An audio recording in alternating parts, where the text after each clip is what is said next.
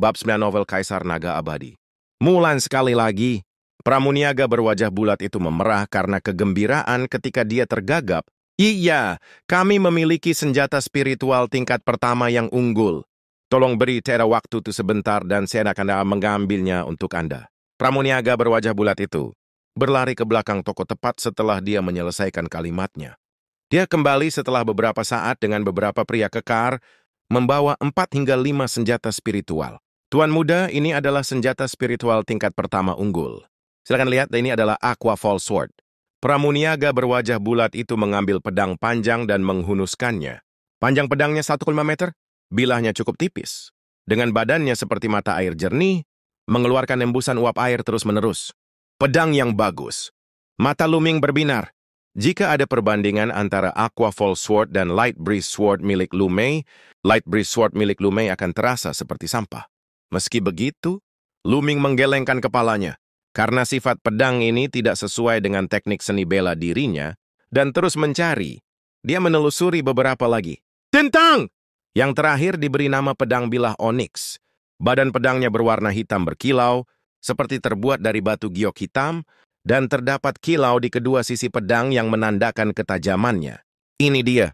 Ada kilatan cahaya di mata Luming saat dia bertanya. Penjaga toko, berapa harganya? Mata Anda bagus. Tuan muda. Pedang bilah onyx ini adalah sebuah permata bahkan di dalam koleksi senjata spiritual tingkat pertama unggul ini. Jadi aku tidak akan memberimu harga yang tidak masuk akal. Hanya 3.000 tael saja sudah cukup. Jawab Pramuniaga berwajah bulat. Kesepakatan! Luming mengeluarkan 6 uang kertas perak masing-masing bernilai 500 tael tanpa ragu-ragu dan memberikannya kepada Pramuniaga berwajah bulat. Lagi pula itu adalah uang yang diambil dari bajak laut Psamofik, jadi Luming tidak keberatan sama sekali. Di sampingnya wajah Luming menjadi gelap. Lu Mei melihat ke arah pedang angin ringan yang dia pegang di tangannya, lalu melirik dengan iri ke pedang-pedang onyx milik Luming. Pramuniaga berwajah bulat itu memerah karena kegembiraan. Kesepakatan senilai 3.000 tael perak, berapa komisi yang akan dia peroleh? Para pramuniaga lainnya menatap Pramuniaga berwajah bulat itu dengan penuh harap dengan penyesalan yang luar biasa di hati mereka. Kalau saja mereka tahu betapa sibuknya Luming, Pramuniaga berwajah bulat itu tidak akan pernah punya peluang. Angan-angan tetap menjadi angan-angan karena sudah terlambat. Yang bisa mereka lakukan hanyalah mengingatkan diri mereka sendiri untuk tidak pernah menilai buku dari sampulnya lagi. Luming mengambil pedang-pedang onyx di satu tangan dan meraih tangan Qiu Yue di tangan lainnya.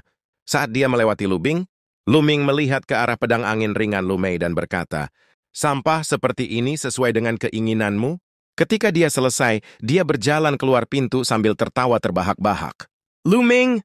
Lu Bing mengatupkan giginya begitu erat hingga kulitnya menjadi sangat berubah. Tuan muda itu sangat memuaskan. Lu Bing. Dan Lu Mei selalu meremehkan kita dan sekarang mereka merasakan obatnya sendiri.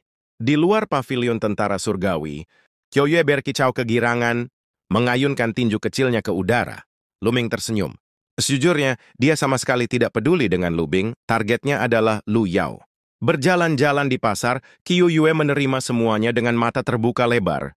Barang-barang yang dijual di pasar harganya mahal, dan karena selama bertahun-tahun, Qiu Yue tidak sering mengunjunginya, wajar saja jika dia sangat tertarik. Lu Mei menemani Qiu Ge beberapa saat, lalu dia memberikan uang kertas perak senilai 200 tael kepada Qiu Yue sambil berkata, Qiu Yue, gunakan ini untuk membeli beberapa bahan makanan dan kebutuhan. Ada yang harus kulakukan, jadi tunggu aku di sini kalau kamu sudah selesai. Tuan muda, apa yang harus saya katakan jika Nona bertanya dari mana saya mendapatkan uang itu? Tanya Qiu Yue. Katakan saja pada ibu bahwa saya menemukan rumput spiritual di luar batas gunung, binatang dan menjualnya untuk sejumlah uang, jawab Luming setelah memikirkannya. Qiu Yue mengangguk dan berkata, baiklah tuan muda, saya akan berangkat. Qiu Yue menyimpan uang itu dan berlari dengan gembira untuk berbelanja. Tepat setelah itu, Luming menemukan tempat terpencil, berganti pakaian menjadi jubah hitam dan topi bambu, dan sekali lagi pergi ke aula eliksir. Dia ingin membeli pil Dragon Tiger lagi, dan beberapa pil penambah kesehatan untuk Qiu Yue. Orang yang melayaninya sekali lagi adalah Mulan. Tamu yang terhormat, Anda di sini lagi. Kata Mulan sambil tertawa malu-malu saat melihat Luming. Bagaimana kamu tahu itu aku? Aku bahkan belum berbicara, kata Luming dengan suaranya yang sengaja direndahkan. Sambil terkikik-kikik, Mulan berjalan ke arah Lu Ming dan menggoda, "Itu karena aromamu, aku selalu tahu itu kamu dari aromamu." Saat dia berbicara, hidung kancingnya yang halus mengendus udara di sekitar Lu Ming. Jantung berdebar kencang, Lu Ming hampir tidak bisa tetap tenang saat dia menjawab, "Hall Mastermu, saya di sini hari ini untuk membeli pil Dragon Tiger." Mulan menatap Lu Ming dan berkata, "Tamu yang terhormat, kenapa terburu-buru? Atau kamu tidak ingin bertemu denganku?"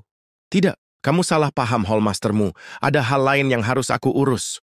Lu Ming buru-buru melambaikan tangannya. Dia benar-benar ingin keluar dari sini secepat mungkin, karena dia tidak bisa menangani orang seperti Mulan. "Hehe, baiklah kalau begitu berapa banyak yang ingin kamu beli?" Mulan bertanya sambil tersenyum memikat. 120 pil harimau, naga tingkat pertama. Biasa-biasa saja dan 30 pil penambah kesehatan. Jawab Lu Ming. "Apa sebanyak itu?" Kali ini, baik Mulan dan pelayannya mengalami keterkejutan dalam hidup mereka. "Mengapa? Hall Mastermu, apakah Elixir Hall tidak punya sebanyak itu?" Lu Ming mengerutkan kening. Dia perlu mendapatkan lebih banyak untuk 2 meridian ilahi yang tersisa, yang akan lebih sulit kita buka. Mulan melirik Lu Ming dalam-dalam, senyumnya muncul kembali dan berkata, "Ya, tentu saja. Xiaoye, siapkan pilnya." Xiaoye mengangguk dan keluar, dan sesaat kemudian, dia kembali dengan membawa beberapa kotak. 120 pil Dragon, Tiger tingkat pertama. Biasa-biasa saja dan 30 pil pemulihan kesehatan. Tamu yang terhormat, 120 pil Dragon, Tiger tingkat pertama. Biasa-biasa saja akan berharga 32.400 tile setelah diskon 10%. Kalau begitu kita ambil 32.000 saja. Selain itu, 30 pil pengisian kesehatan ada di rumah. Ambillah itu sebagai hadiah dari saya, kata Mulan. "Terima kasih Tuan Balaimu." Lu Ming meminum pilnya, membayarnya, dan setelah menangkupkan tangan sebagai tanda sopan santun dan rasa terima kasih, dia segera meninggalkan Elixir Hall. "Nona, orang ini sangat menarik. Ini baru 10 hari lebih sedikit. Kadang dia sudah selesai dengan pil Dragon Tiger yang dia beli sebelumnya? Atau apakah dia membelinya untuk banyak orang untuk digunakan bersama-sama?" Setelah Lu Ming pergi, pelayan Xiaoye bertanya dengan rasa ingin tahu. "Saya tidak bisa memastikannya. Tapi saya merasa auranya semakin kuat sejak terakhir kali dia datang ke sini. Sungguh sangat menarik. Anda tinggal di sini. Saya ingin mencari tahu sendiri siapakah pemuda tampan keluarga kota api itu." Setelah pengaturan itu, Mulan keluar dan menghilang seperti angin. Tidak jauh dari aula eliksir, Lu Ming melepas topi dan jubah hitamnya di tempat terpencil dan menyimpannya bersama dengan pil harimau naga di dalam kuil tertinggi. Dia kemudian menuju ke tempat di mana dia setuju dengan Qiu Yue, menemukannya dan kembali bersamanya. Sayangnya, mereka dihentikan oleh Lu Bing dan kedua anak buahnya di sebuah gang kosong. Wajah Li Bing muram karena emosi. Dia menatap Lu Ming dan menggeram. "Kamu akhirnya memutuskan untuk kembali? Lu Ming, aku sudah menunggumu." Apa yang kamu inginkan?" Qiu Yue tanpa sadar menyembunyikan Lu Ming di belakangnya. "Lu Ming, kamu sampah," cibir Lu Bing. "Kamu berani mempermalukanku di depan banyak orang?